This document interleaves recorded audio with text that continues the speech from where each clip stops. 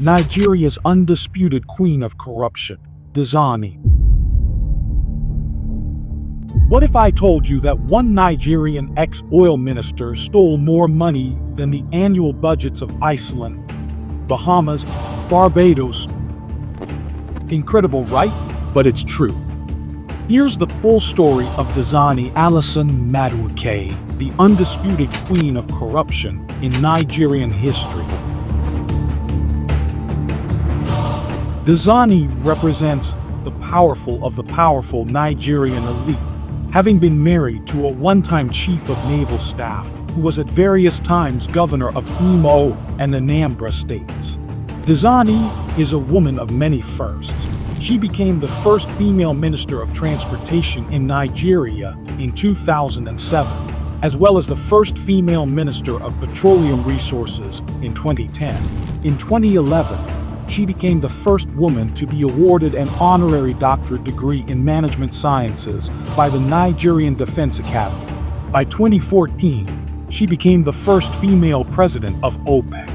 And now, 10 years after, in 2024, she is likely to be crowned as the first and undisputed female kleptomaniac in history, outdoing the budgets of several nations single-handedly. Long before her stint in the oil and gas sector, Mrs. Alison Madueke was investigated by the Nigerian Senate on allegations that she paid in $39 billion to contractors while she held office as transportation minister. In 2009, the Senate also indicted and recommended her for prosecution for allegedly transferring 1.2 billion naira into a private account of a toll company without due process. After former Vice President Goodluck Jonathan became acting president, she was appointed, and her tenure as petroleum minister turned out to be one of Nigeria's most controversial, amid unending allegations of corruption. Under her watch, dubious oil marketers stole trillions of naira of oil subsidy money, and probes by independent audit firms, including the KPMG and PricewaterhouseCoopers, confirmed billions of dollars of oil money were missing.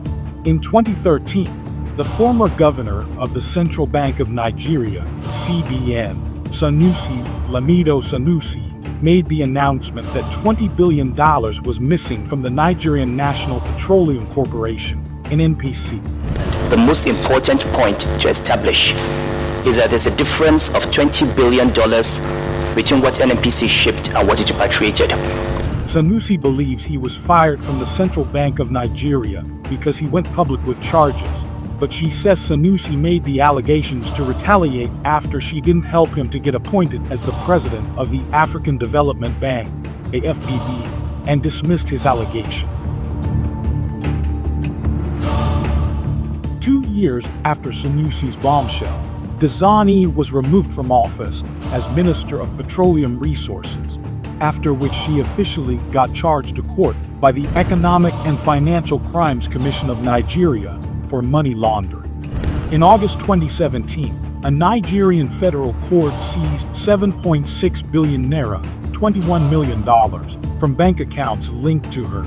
And that same year, several of her assets, worth $145 million, were seized by the U.S. Justice Department's kleptocracy team.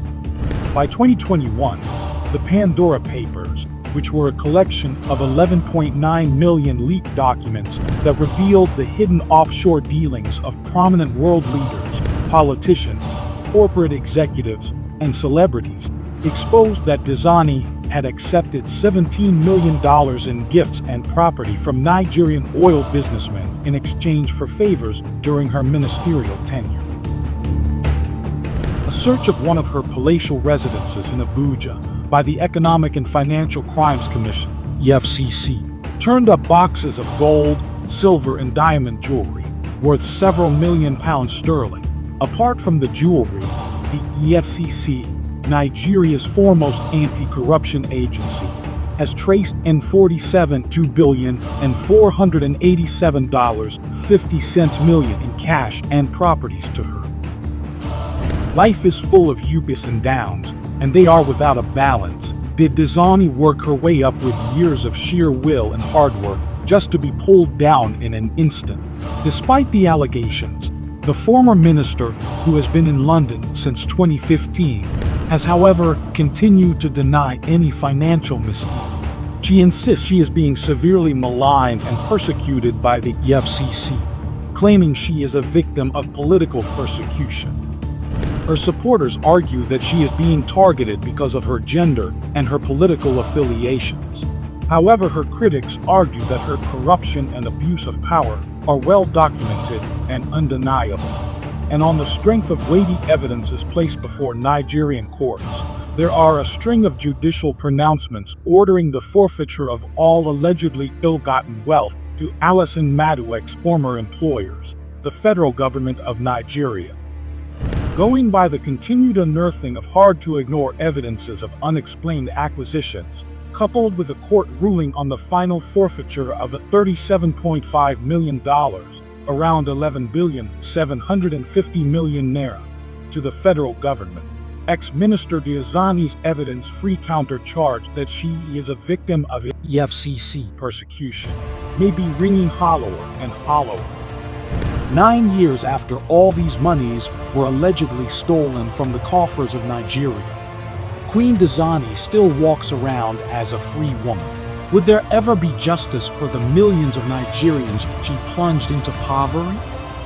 Thank you for watching this episode of Sahara Reporter's short history series on the history of corruption in Nigeria. Join us next time as we continue to uncover the truth and shed light on the dark corners of corruption in Nigeria.